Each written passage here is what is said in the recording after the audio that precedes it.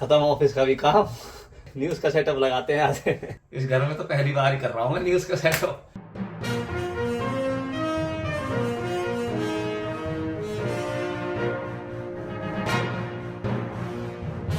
नमस्कार दोस्तों, स्वागत है आपका राम जी न्यूज चैनल में। यहाँ पर मैं बताता हूँ आपको जापान से जुड़ी असली जिंदा जबरदस्त धुआंधार खबरें हैं। पहली खबर है जापान से, नेशनल न्यूज है जापान की। वैलेंटाइन डे के शुभ उपलक्ष्य पर क्या हुआ? पूरी दुनिया में तो लौंडे देते हैं ना लड़कियों को गिफ्ट। 14 फरवरी जब आता है वैलेंटाइन डे पे प्यार का इजहार करने का सिस्टम सा रहता है। ये लड़के chocolate, greeting card, teddy bear सब देते हैं, पर जापान में क्या होता है, इससे उल्टा होता है। 14 फरवरी को जापान में लड़कियां लड़कों को गिफ्ट, चॉकलेट, टेडी बियर जो भी देना देती है।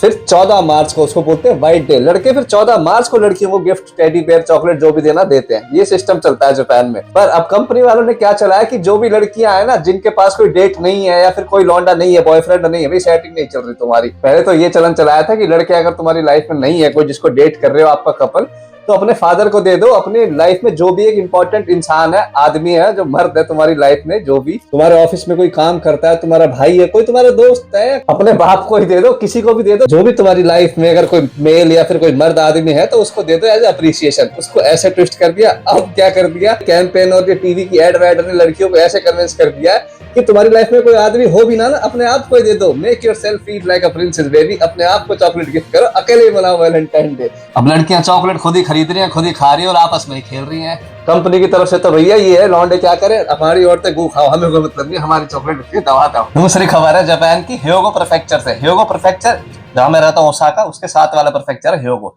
वहां पर अमागासाकी नाम की एक जगह है, वहां पर डोमिनोज, इतनी बड़ी चेन है पिज्जा की।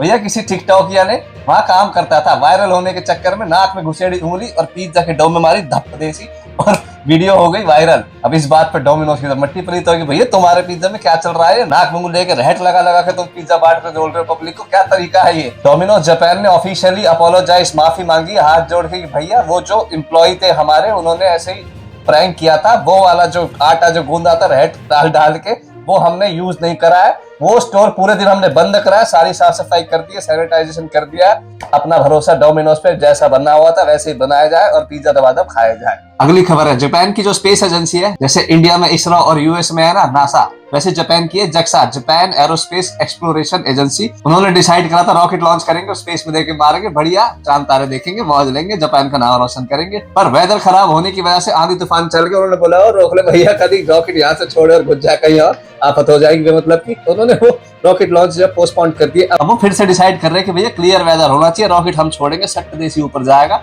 आराम से, कोई दिक्कत नहीं होगी। वो डिसाइड करने की अब चर्चा चल रही है। हाँ, अगली खबर है जापान के टीआईटीपी वाले प्रोग्राम से। जैसे जापान में जो लोग हैं वो बूढ़े लोग ज्यादा हैं और जवान लोग कम है, तो यहाँ पर काम करने वाले लोगों की बहुत बहुत ज्यादा कमी है। तो उसके लिए जापान की सरकार ने 1993 में एक वो चलाया था प्रोग्राम, जिससे बाहर के देशों से जो गरीब हैं और अभी डेवलप नहीं हुए, वहां से लोग आएंगे, हमारे जापान की टेक्नोलॉजी सीखेंगे, मस्त साल 2 साल 3 साल जो भी उनका प्रोग्राम होगा, उसके बाद वापस जाएंगे और अपने देश में उस टेक्नोलॉजी का यूज करके अपने देश का नाम रोशन करेंगे और तरक्की में हाथ बटाएंगे। इसमें मैक्सिमम जो देशों से लोग आते थे, वियतनाम, इंडोनेशिया, थाईलैंड, फिलीपींस, अब इंडिया से भी बहुत सारे आते हैं। कतई सस्ती लेबर लाके रगड़ो काम कर करके रॉबर्ट की तरह काम करवाते थे। पर इसको बहुत सारे देशों ने इसका विरोध करा और इसमें बहुत सारे लोगों की डेथ वेथ भी हो गई थी। इस चक्कर में अब सरकार ने डिसाइड करा कि इस प्रोग्राम को बहुत बढ़िया बनाएंगे, एकदम खींच के बनाएंगे, कोई जाति नहीं होगी किसी के साथ, और अपना और अपने परिवार का जीवन बढ़िया सुधारो। अभी ये फिक्स नहीं हुआ है, पार्लियामेंट में इस पे बिल पास किया जाएगा, उस पर चर्चा होगी, फिर वो डिसाइड करेगा कि वो रूल लागू कब से होगा। वो ये जल्दी हो जाए तो बढ़िया यार, किसी को परेशान नहीं होना पड़ेगा। फिर अगली खबर है ओसाका से। वहां पर 9वीं क्लास की 2 लड़कियों ने स्कूल ड्रेस में बिल्डिंग से छलांग लगा दी। एक की तो जान चली गई और एक अभी हॉस्पिटल में एडमिट है, उसको बहुत बहन चोटें वोटे लग चुकी है, उसका इलाज चल रहा है। हुआ क्या था, ओसाका में सुइता नाम की जगह है, जेआर का स्टेशन भी है। वहां पर स्टेशन के 400 मीटर के आसपास एक बिल्डिंग थी अपार्टमेंट वाली। वहां रात को 11:10 के आसपास लोग आसपास चल रहे थे, देखा भाई 2 लड़कियां ऊपर से धम्मा आके नीचे पड़ी है भटाक से। पब्लिक घबरा गई, इधर से उधर क्या होगा क्या होगा, शोर मच गया था। उसके बाद यहाँ जापान का इमरजेंसी नंबर 119 पब्लिक ने उस पर फोन कर दिए, पुलिस आई, उनको हॉस्पिटल लेके गए। एक की तो जान नहीं बच पाई, एक बहुत बुरी तरह से चोट वोट लगी, उसका इलाज चल रहा है। पुलिस ने बिल्डिंग में जाके देखा कि भाई क्या कलेश है, तो 9वें फ्लोर पे उन लड़कियों के स्कूल के कपड़े, लत्ते, बैग वैग वो सब मिला हुआ था और उनको जो नोट वोट लिख रखे थे कि भैया हम क्यों कर रहे हैं, क्या कर रहे हैं, वो मिला, वो पुलिस पे ही पास है सारा कुछ। पुलिस ने उनके घर वालों को इन्फॉर्म कर दिया। अब पुलिस तहकीकात करेगी कि उन्होंने क्यों किया है और क्या ऐसी वजह थी। अब भगवान जाने उनके साथ क्या हुआ था जो उन्हें ऐसा करना पड़ा, पर उनके करने की जो सजा है उनके घर वाले जीवन भर भुगतेंगे। उस लड़की के दिमाग पे क्या असर पड़ेगा कि उसके साथ में उसकी दोस्त ने छलांग लगाई थी और वो अब इस दुनिया में नहीं। एनीवेज, ये थी जापान की सारी नेशनल न्यूज। अब अगला सेक्शन जो है हमारा वो है जापान की क्राइम न्यूज से रिलेटेड। तो जिसको भी जापान से रिलेटेड मारकाट की खबरें नहीं सुननी ना, तो इसी टाइम चैनल बंद कर दो, नहीं तो तुम्हें तकलीफ होगी। बाद में मुझे मत कहना हमें तो डर लगा है भाई। ये सारी अखबार में छपी छपाई खबरें हैं, मेरा इसमें कोई हाथ नहीं है।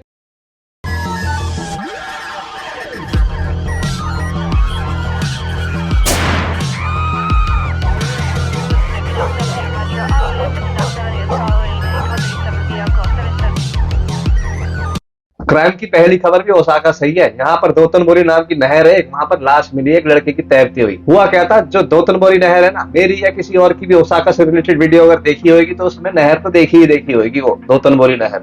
ये है दोतनबोरी नदी, जहाँ पर उसकी लाश मिली थी। यहाँ पर ना बोट चलती रहती हैं, वो टूरिस्ट घुमाती है और आसपास की बिल्डिंगें दिखाती हैं, एक छोटा चक्कर मरवाती हैं। उसने देखी थी। जो यहाँ ओसाका में रहते हैं ना, उन्हें पता ही यही जगह है, यहाँ पर सारी पार्टी वार्टी होती है। मैं और मेरे दोस्त भी यहाँ मोस्टली आते रहते हैं। वहां पर बोट चलती है साइट सीइंग के लिए, यहाँ देख लो वहां देख लो, फोटो वोटो खींच लो। टूरिस्ट घूमते हैं खूब दबादब।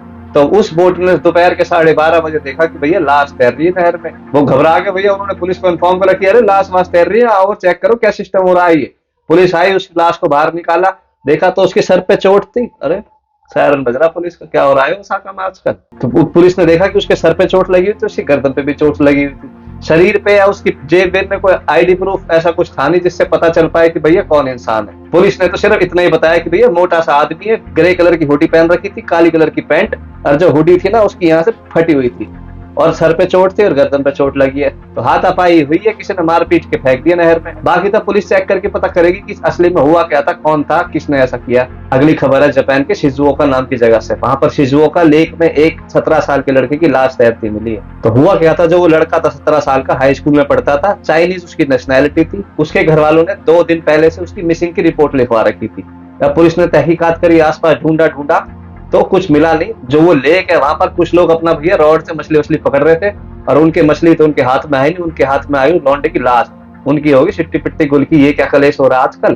पुलिस ने तहकीकात करी, ऑटोप्सी वगैरह करवाई, तो देखा है तो वही लड़का है जिसकी मिसिंग की रिपोर्ट लिखवा रखी थी। वो लड़का अपने घर से 1 हफ्ते से मिसिंग था और उसके शरीर पर चोट चाट के निशान भी थे। वो लड़का कौन था वो तो पता चल गया, पर किसने किया है, क्यों किया, वो ऐसा कुछ नहीं पता पड़ा अभी तक। और पुलिस तहकीकात कर रही है, आसपास के लोगों से पूछ रही है। वहां पर एक 74 साल का 74 साल का चाचा था। चाचा तेने देखा है कुछ, क्या हुआ? कह रहा भैया हमें ना पता कुछ भी, यहाँ तो रात बिरात कोई आता तो है नहीं, यहाँ तो सिर्फ मछली पकड़ने वाले आते हैं या फिर अपना जॉगिंग पॉगिंग करने वाले आते हैं दिन में। 16-17 साल का हाई स्कूल का लड़का ऐसे रात को यहाँ आ नहीं सकता, क्योंकि यहाँ लाइट वाइट नहीं है। यहाँ क्यों क्या करने आएगा लेक के किनारे? अब तो पुलिस ही पता लगाएगी कि असली में हुआ क्या था। अगली खबर है जापान के होक्काइडो नाम की जगह से। वहां पर एक 84 साल के बूढ़े आदमी ने ना अपनी 80 साल की बूढ़ी वाइफ को मारा पीटा, तो इसलिए पुलिस ने उसे अरेस्ट कर लिया। अब हुआ क्या था, होक्काइडो में जगह है असाहिकावा। 84 साल का बूढ़ा आदमी था और उसकी 80 साल की बूढ़ी वाइफ थी। उन दोनों के पीछे किसी बात को लेकर आर्ग्यूमेंट हो गया। भाई चाचा ने तो वाइपर उठाया और चाची के ऊपर दह दबा चाची कर दी भुस्सी और एकदम कर दिया सेट। शोर शराबा तो मची गया था, आसपास के लोगों को सुनाई भी पड़ गई थी भाई लड़ाई बाज रही है दबादब। तो वो आए, तो जो बूढ़ी आंटी थी ना, उन्होंने बाहर भाग के जब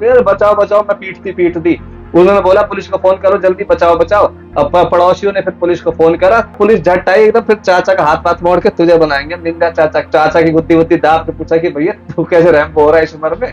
तो कह रहा अरे हमारे बीच में लड़ाई हो गई थी। अब लड़ाई किस बात पे हुई थी भैया? चाचा ने वैलेंटाइन के शुभ उपलक्ष्य पर किसी को चॉकलेट बांट दी। अब वो चाची को पसंद आई बात, चाचा ने कहा तू अब तेरा बनाऊ मैं वैलेंटाइन। इस बात पे दोनों की बहसबाजी हुई और कलेश बाजा, और चाचा ने वाइपर उठा के फटाफट कर दी चाची सेट। शादीशुदा आदमी का कोई वैलेंटाइन नहीं है भैया, चुप अपनी बीवी की बात मानो, नहीं तो कलेश बाजेगा और फिर जेल जाना पड़ जाएगा। अगली खबर है टोक्यो से। वहां पर 2 आदमियों ने जबरदस्ती एक मंदिर में घुस के 50,000 येन लूट ली और एक बूढ़े बुजुर्ग आदमी की माल लगा दी। हुआ क्या था, टोक्यो में कोतोकुजी नाम की एक श्राइन है, वहां पर सुबह 5 बजे भैया 2 आदमी जबरन मंदिर के अंदर घुस के वहां पर एक बूढ़ा बुजुर्ग जब पुजारी था उसको मारा पीटा और उसके गले से 50,000 येन ले लिए, मतलब 27-28 हजार रुपए के आसपास होते।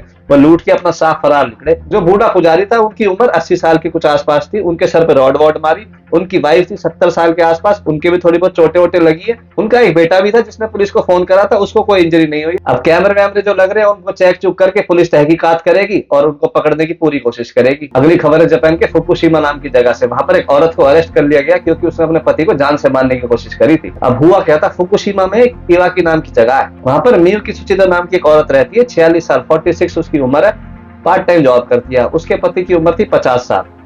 उसने क्या किया भैया, अपने पति की छाती में चक्कू देके मार दिया और उसके बाद फिर 10:30 बजे खुद ही फोन करती पुलिस को कि मैंने अपनी पति की छाती में चक्कू मार दिया, आके देख लो क्या करना है। तो पुलिस ने पकड़ लिया। अरे मैडम कैसे, क्या बात बन गई? कह रही कि आजकल हमारी बन नहीं रही थी, मैं सोच रही थी कि क्या करूं क्या करूं क्या करूं, तो मैंने सोचा कि भाई इसकी छाती में तो चक्कू ही मारना पड़ेगा डायरेक्ट, अब तो कुछ बात पड़ेगी नहीं। तो मैंने लिया चक्कू, जो किचन वाला नाइफ होता है लंबा सा, दिखाओ किचन का नाइफ होता है ना ये वाला, सब्जी वब्जी काटते हैं इससे, ये वाला नहीं, किचन का एक और नाइफ भी होता है ये वाला। मेरे मुंह से बड़ा चक्कू है ये पड़ा हुआ था। उसकी बीवी ने सोचा कि ये ही मारना पड़ेगा, उसने लिया और छाती मार दिया। यार ये तो भाई आर पार हो जाएगा, मेरा तो ब्याह भी नहीं हुआ अभी यार, मुझे तो अभी से डर लगने लग गया। अरे भगवान बचाइए, कुछ हो जाए भाई, बीवी से नहीं लड़ना चाहिए और जापानी हो तो बिल्कुल ही मत लड़ना। अगली खबर है जापान के मियागी नाम के प्रेफेक्चर से। वहां पर एक 88 साल के बूढ़े आदमी को अरेस्ट कर लिया क्योंकि वो औरतों के नहाने वाली जगह में झांक रहा था। जापान में ऑनसेन होते हैं, गर्म पानी के पॉन्ड से, उसमें बढ़िया सब मिलकर नहाते हैं और बिना कपड़ों के नहाते हैं। औरतों का अलग होता है, आदमियों का अलग होता है, पर उसमें जाते एक साथ है, बिना कपड़ों के जाते, कपड़े उसमें अलाउड नहीं होते। ये बूढ़े चाचा ऐसी किसी पब्लिक बाथ हाउस में गए, ऑनसेन जिसे बोलते हैं। अपना वाला एरिया तो होता है आदमियों का, साथ वाला तो औरतों वाला। 2 मीटर कुछ की जगह थी, ऊपर चाचा उस पर चढ़ के झांक रहा एकदम कि ओह ये बॉय। चाचा की उम्र होगी, इतनी बुद्धि थी नहीं कि मैं अगर वहां देख सकता हूँ तो वो भी तो मुझे देख सकती है।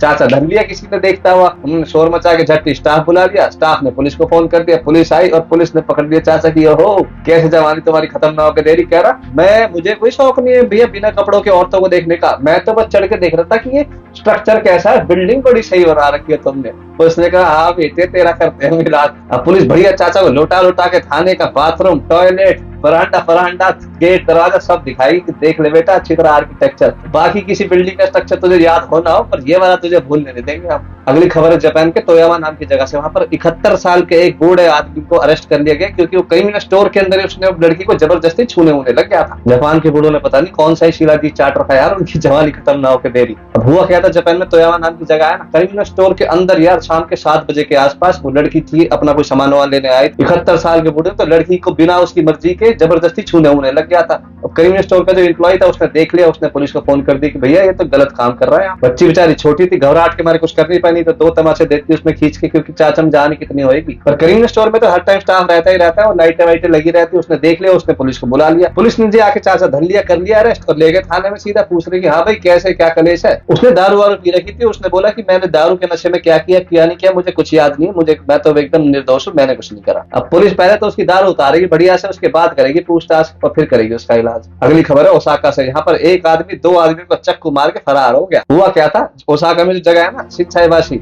जहाँ पर पाजी का रेस्टोरेंट है, मिर्च मसाला बॉलीवुड, जहाँ मैं खाना खाने जाता हूँ, वहीं की बात है। एक आदमी आया पीछे से और भैया 2 आदमी को चक्कू मार के फरार हो गया। और ये इंसिडेंट रात को नहीं हुआ, दिन दहाड़े हुआ, 12 बजे के आसपास, जब पीक लंच टाइम होता है सबका, सब अपने ऑफिस वाले खाना वाना खाने जा रहे होते हैं इधर उधर। एक आदमी की उम्र थी 40 साल के आसपास, एक की उम्र थी 20 साल के आसपास। उनकी चोट वोट तो लगी है पर इतनी जान का खतरा नहीं है। अब उनसे पूछताछ कर रहे कि भाई कौन था, कैसे था। कह रहे हमें कुछ नहीं पता, हम नहीं जानते थे, बस वो था कि उस आदमी ने ग्रे कलर की टोपी पहन रखी थी और सफेद कलर का मास्क लगा रखा था। अब पुलिस पता करेगी, देखो कैमरे वैमरे से कि कौन है, कैसा चक्कू छुरी चलाता डोल रहा है। अगली खबर है जापान की कुमामोतो नाम की जगह से। वहां पर एक आदमी को अरेस्ट कर लिया गया क्योंकि उसने अपनी पत्नी को जान से मारा था। उसकी लाश मिली थी बाथटब के अंदर। हुआ क्या था, ये कलेश हुआ था पिछले साल नवंबर में। 52 साल का आदमी था, तेरुकी फुकुनागा उसका नाम था और उसकी बीवी थी 40 साल की। उनकी एक टीनेज उम्र की औलाद भी थी। भैया उसकी औलाद ने ऊपर जाके देखा तो दोपहर के 12 बजे उसकी माँ की लाश पड़ी हुई थी बाथटब के अंदर। उन्होंने फोन कर दिया पुलिस में, देखा उसके पैरों पे चोट वोट के निशान थे, सर्वर पे, शरीर पे चोट के निशान थे। तो फिर पुलिस ने उसके पति को अरेस्ट करा, उससे पूछताछ करी। उसने कुछ बताया कि नहीं बताया, पुलिस ने वो न्यूज में भी डिक्लेयर नहीं करा और उसको अरेस्ट कर लिया गया और उस पर यही चार्जेस लगाए कि भैया तैने ही मारी है। बाकी तो भैया वो फुकुनागा जाने या फिर भगवान जाने। इन सब खबरों को देख के यही पता चलता है कि भैया हमें ये सारे काम कभी नहीं करने, इन सारी चीजों से दूर रहना। और कभी कोई फ्रस्ट्रेशन या गुस्सा आ जाए तो उस टाइम कोई भी एक्शन या काम करने से पहले थोड़ी देर सोच लेना। अगर उस टाइम नहीं सोचा तो हो सकता है कि पूरी जिंदगी भर सोचने का मौका ना मिले और हमेशा यही सोचते रहो कि काश उस टाइम पे 2 मिनट सोच लिया होता तो अब पूरी जिंदगी जेल में नहीं बितानी पड़ती। एनीवेज, जिन्होंने भी चैनल को सब्सक्राइब कर रखा है भाई भगवान कसम कलीजी तो थैंक यू है, और जो नहीं कर रखा आराम से कर लीजिए, बाद में कोई आफत ना आ रही है। अच्छा जी, फिर मिलेंगे, राम राम। खाना भी खाएंगे, भूख लग रही है।